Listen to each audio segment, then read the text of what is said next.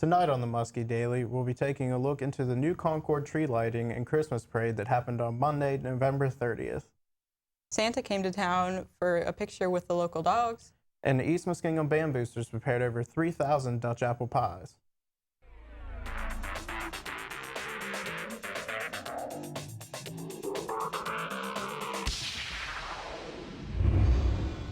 Welcome to the December 2nd edition of the Muskie Daily. I'm Zach Vinsky. And I'm Anna Kramig. Today, I'll be starting our news off with the new Concord Christmas tree lighting and parade. The Christmas season has officially started for the residents of New Concord with their annual parade. Orbit Media news reporter Johnny Newhart has more.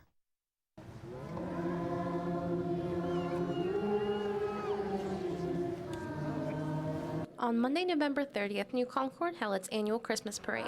The event included a 5th grade children's choir, a tree lighting ceremony, and the parade itself. The children's choir performed prior to the lighting at 6 that evening, under the supervision of Janelle Phipps. The children sang along to Silent Night with the rest of the community. So these students are all volunteer. They give up one day of recess a week to practice. The parade was hosted by the New Concord Board of Trade for the community to come out and enjoy. The lighting took place on Main Street, while ongoers carried candles to recognize the tragedy of a stillborn infant that happened in the community. Parade attendees were bundled up tight and warm in hope of catching some holiday candy.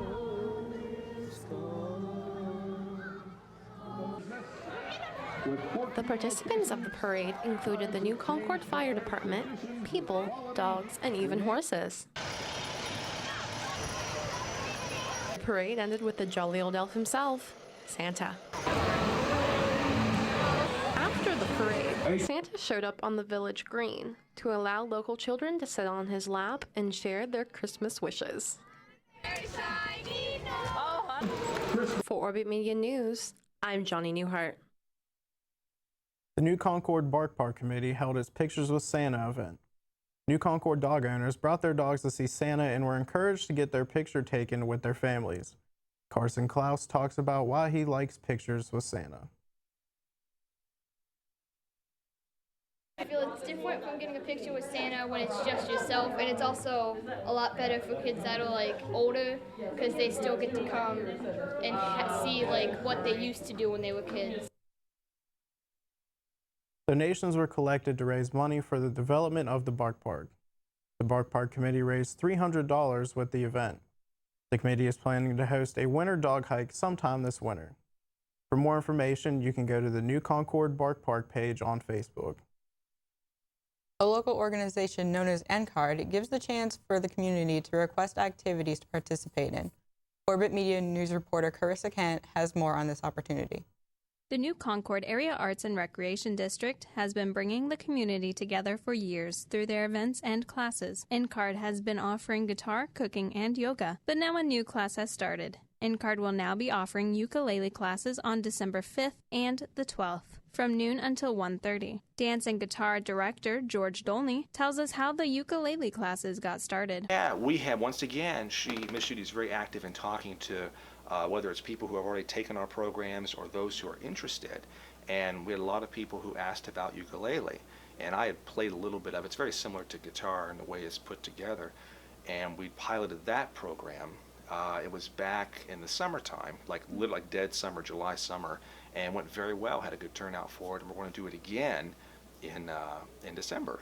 Okay. Our theme or idea is to have it like, if you can't go to Hawaii, let's bring Hawaii to you.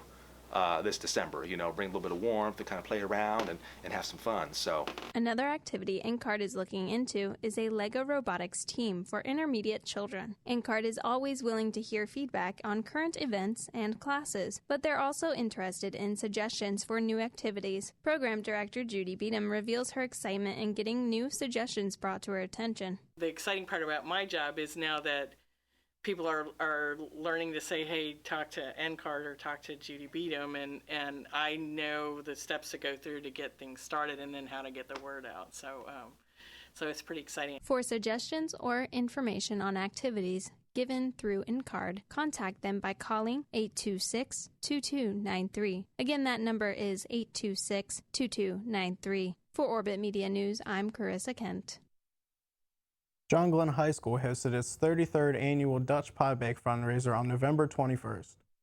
The money raised from the pie break will go towards John Glenn High School's music programs and helps fund new equipment as well as repairing any equipment that might be in need. Band members are required to participate for at least 4 hours in the pie baking, while members of the community come in and volunteer to assist in the work. Dutch Apple Pie Bake Chairman Tennille Sailing discusses why the Dutch Pie Bake is important to the school as well as the community. I think it is extremely important to have something like this because this shows the support that the community gives to our kids. It's not very easy to sell 3,000 pies. Sailing says that most of the materials used in the pie bake are donated by local businesses. We're going to take a short break, but when we come back, we'll look at yesterday's 60th anniversary for the Rosa Parks arrest. And we'll also look into how a dog intended for Mississippi ended up in Hawaii.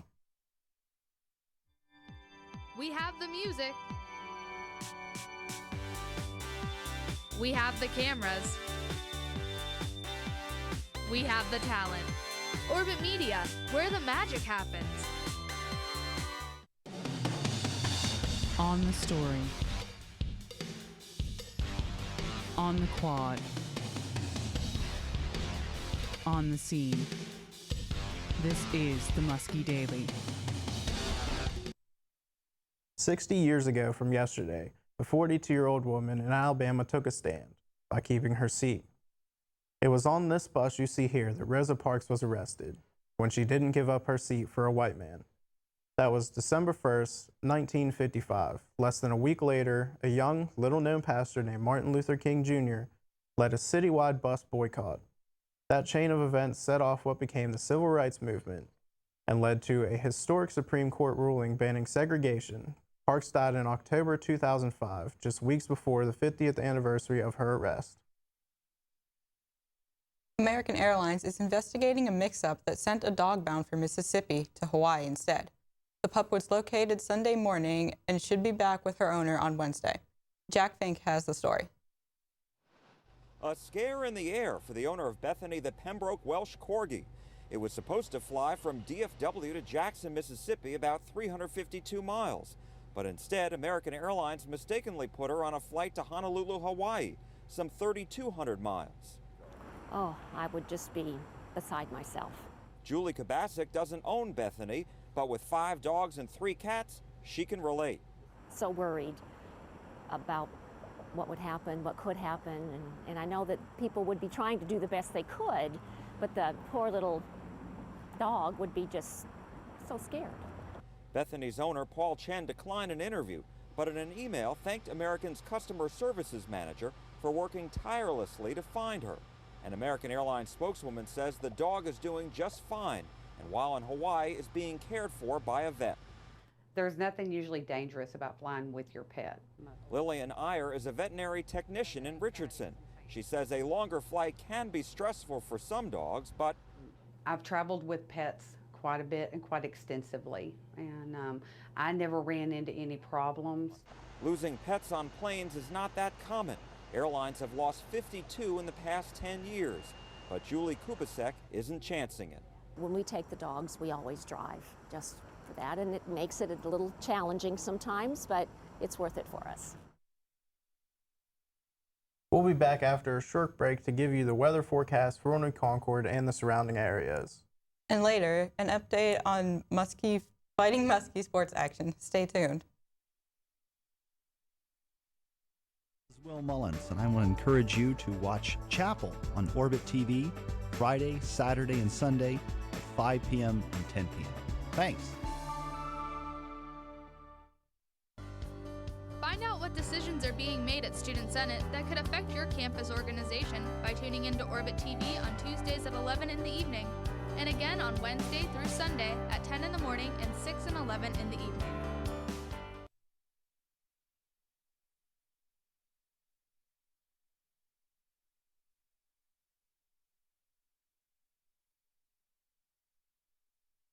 Welcome back.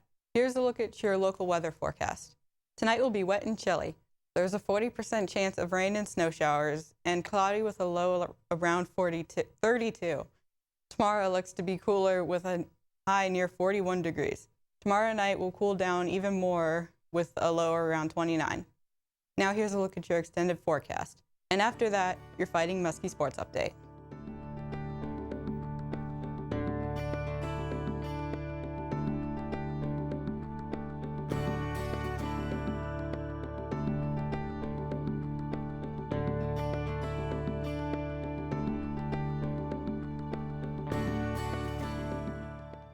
We have the music. We have the cameras. We have the talent. Orbit Media, where the magic happens. On the story. On the quad.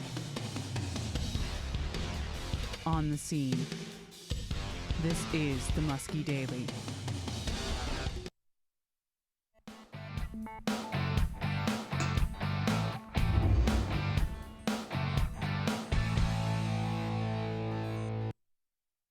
Muskingum alum John Haycock has been named the interim head football coach of the Toledo Rockets.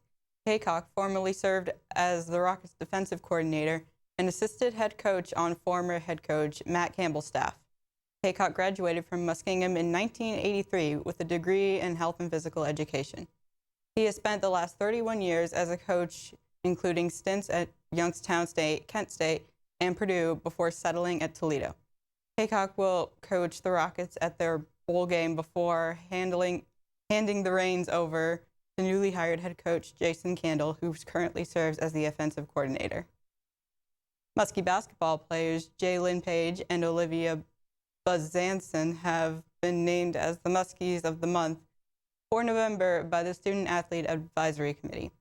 Page leads the men with 15.5 points per game, which is 8th in the OAC. Page also ranks 3rd in the conference in shooting percentage, making 58% of his attempts. Buzanson ranks 3rd in the conference with a 19.7 point per game average, which leads the Muskie women along with a 2nd place ranking in 3-point shooting percentage with an astounding 60% of her attempts going in.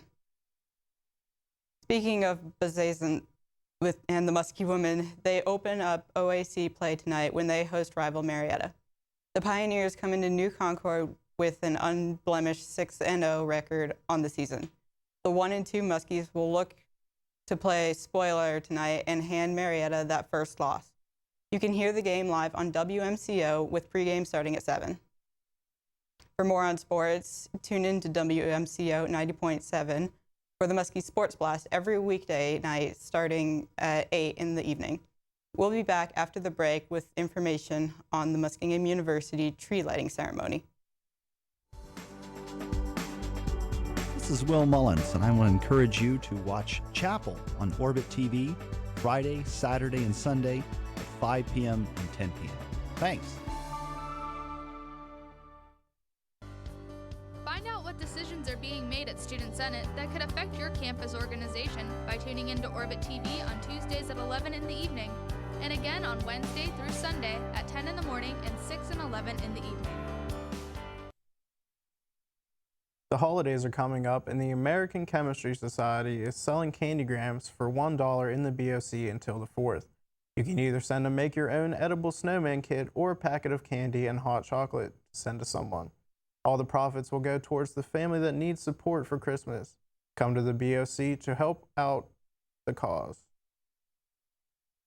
On Monday, December 7th, Muskingum University will be having a tree lighting event in the Chess Center. There will also be cookies, hot chocolate, cider, tea, and other holiday dishes provided. The Muskingum Chamber Singers will be providing music. The event will be held from 7 until 9. That is it for this edition of the Muskie Daily. Find out more from Orbit Media. Make sure to pick up a copy of this week's Black and Magenta. And interested in the Village of New Concord news, watch the New Concord Village Council meetings here on channel 96-204. Good day, New Concord.